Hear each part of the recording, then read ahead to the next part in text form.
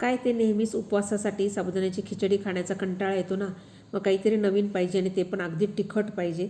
तर आज आपण साबुदाण्याचेच अगदी क्रिस्पी नगेट्स बनवणार आहोत. तर त्यासाठी तुम्हाला हा व्हिडिओ पूर्ण पाहायचा आहे आणि आवडला तर नक्की एक व्हिडिओला लाईक द्यायचा आहे आणि नवीन असाल तर सबस्क्राईब करायला मात्र विसरू नका. चला तर मग रेसिपी अगदी सोपी आहे आणि पटकन होणारी आहे. घरातल्या सामानांनी आपण ही रेसिपी बनवणार आहोत आणि आता श्रावण महिना पण चालू होणार आहेच, तर आपल्याला उपवासाचे असे वेगवेगळे पदार्थ पाहिजे आहे. एकदम क्रिस्पी आणि एकदम छान टेस्टी होतात. चला तर मग आता इथे रेसिपीला सुरुवात करूया. इथं जवळपास मी 3 बटाटे बॉईल करून ठेवलेले आहे. बटाटे आधीच बॉईल करून ठेवायचे म्हणजे अगदी गार व्हायला पाहिजे. त्यानंतर मग यावरचे मी जे सालं आहे ते काढून घेणार आहे. तर सगळ्या बटाट्यांचे जे मी सालं आहे ते काढून घेणार आहे. बटाटे छान बॉईल झालेले आहे. पहा, हे आधी जर बॉईल करून ठेवले ना की त्यामध्ये असं पाण्याचं प्रमाण मग कमी असतं, मग ते पातळ होत नाही. त्यामुळे ते आधीच बॉईल करायचे आहे. आणि आता मी हे जाड किसणीने किसून घेणार आहे. पहा, अगदी जाड किसणीनेच किसलेले आहे. अगदीच बारीक किसणीने किसायचे नाही. तर मी हे सगळे बटाटे किसून घेतलेले आहे. आता आपल्याला त्यामध्ये काही इन्ग्रेडियंट्स टाकायचे आहे. तर जसं मी इथे 5-6 हिरव्या मिरच्या ज्या आहेत ना त्या अगदी बारीक बारीक तुकडे करून घेतलेले आहे. तुम्ही लहान मुलं खाणार असेल तर थोडं सांभाळूनच टाकायचं आहे. आणि इथे मस्तपैकी मूठभर कोथिंबीर अशी मस्त स्वच्छ धुवून बारीक बारीक कट करून घातलेली आहे. पाहू शकता तुम्ही, एकदम हिरवी हिरवीगार गावठी कोथिंबीर. त्यानंतर इथे मी जिरं घातलेलं आहे. तर जिरं जास्त घाला कारण त्याने चव खूप छान येते. आणि इथे चवीनुसार आपल्याला मीठ घालून घ्यायचं आहे. तर मी इथे चवीनुसार मीठ घालून घेतलेलं आहे. पहा, आता हे सगळं व्यवस्थित आपल्याला मिक्स करून घ्यायचं आहे.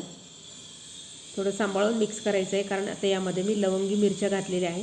तुमच्याकडे लहान मुलं खाणार असतील तर मात्र अगदी कमी तिखट मिरच्या तुम्ही घातल्या तरी चालणार आहे.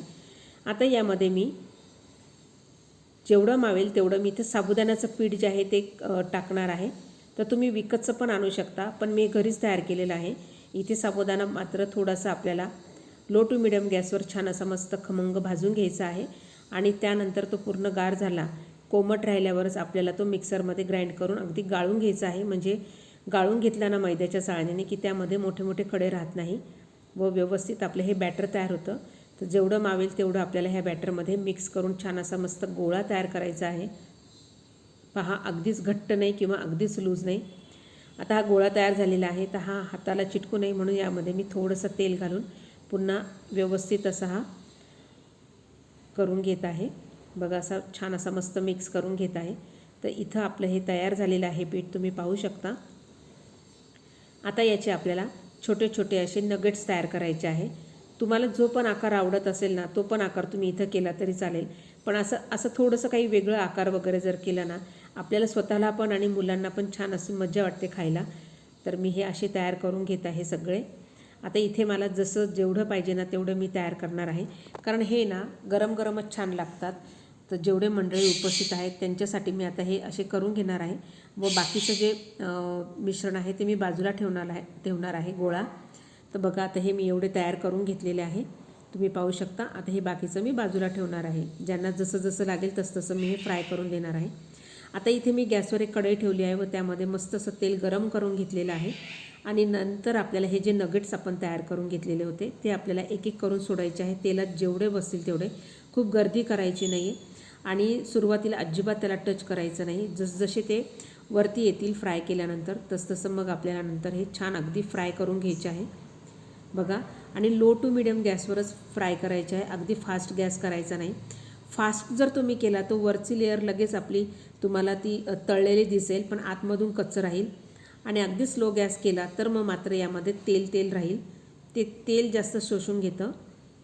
त्यामुळे लो टू मिडियम गॅसवरच आपल्याला हे अगदी बदामी आकारावर बघा फ्राय करून घ्यायचं आहे. दिसायला पण किती छान आणि खायला पण खूप सुंदर लागतात. तर एकदा ही रेसिपी तुम्ही नक्की ट्राय करा. आता उपवासाचं दिवस चालू होणार आहे तर मुलांना काय आपल्याला पण असं वेगवेगळं काहीतरी चटपटीत खायला हवं असतं. त्यामुळे हे करणं खूप अगदी छान आहे. तर एकदा नक्की ही रेसिपी ट्राय करून बघा. आता ही एक बॅच झालेली आहे. आता मी दुसरी बॅच पण ही अशाच प्रकारे ही फ्राय करून घेणार आहे. तुम्ही पाहू शकता आणि पटापट होतात. अगदी कोणी आपल्याकडे झटपट कोणी पाहुणे जरी आले तरी आपण त्याच्यासाठी हे करू शकतो. आता त्याच्यासाठी पण अगदी चटपटीत आपल्याला इथे चटणी करण्यासाठी इथे मी 1 कप दही घेतलेलं आहे, अगदी फ्रेश दही. त्यामध्ये भरपूर सारं जिरं घातलेलं आहे. 2 इथे मी लवंगी मिरच्या घातलेल्या आहे, कारण त्या खूप तिखट असल्यामुळे.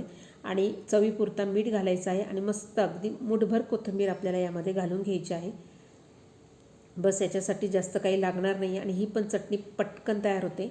तुम्ही इतर वेळेस पण ही चटणी करून खाल्ली ना तरीसुद्धा खूप छान लागते. आता ही मिक्सरला मी फिरवून घेणार आहे. बघा एकदम छान आणि मस्त अशी खूप टेस्टी होते ही चटणी. तर तुम्ही एकदा नक्की करून बघा, तुम्हाला हा पदार्थ नक्की आवडेल. बघा आता इथे हे असं पातळ वाटते, पण आपल्या त्या नगेट्सबरोबर खूप छान लागते. तर इथे आपले हे साबुदाण्याचे उपवासाचे हे नगेट्स तयार झालेले आहे. तर एकदा नक्की ही रेसिपी ट्राय करून बघा आणि तुम्हाला ही रेसिपी कशी वाटली तर मला नक्की कमेंट करून सांगायला विसरू नका. तोपर्यंत धन्यवाद.